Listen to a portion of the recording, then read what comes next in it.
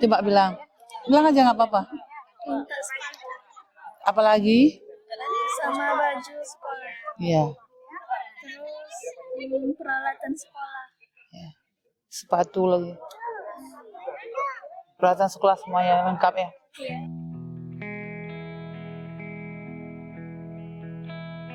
Sejak bencana banjir, longsor, dan banjir bandang melanda 18 kabupaten dan kota di Aceh pada 25 November lalu, Ketua TPPKK Aceh Mardina Muzakir telah menembus berbagai wilayah pelosok dan terisolir yang terimbas bencana.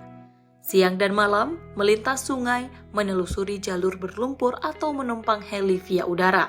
Semua ia lakukan untuk mengantarkan bantuan ke warga terdampak.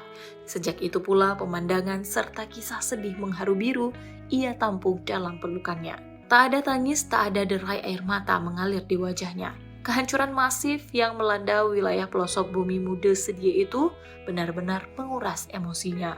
Tangisnya tak berlangsung lama, karena kembali mempersembahkan senyumnya nan penuh optimisme saat menemui warga.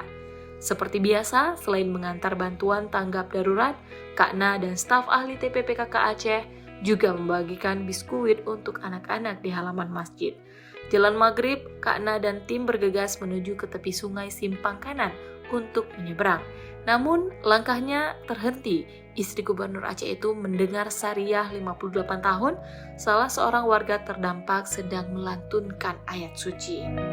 Kak Na dan staf ahli TPPKK Aceh sempat berdialog dan menyemangati Sariah. Meski seluruh keluarganya selamat, namun ibu dari 3 orang anak itu kehilangan rumah mereka. Saat ini Sania menempati pondok berukuran 2x2 meter yang dibuat dari kayu yang dikasih dari tumpukan sampah bandang. Sementara rumahnya hilang tak berbekas disapu bandang. Di atas rumahnya dan rumah ratusan warga sekumur kini telah ditimpa kayu gelondongan yang diseret bandang.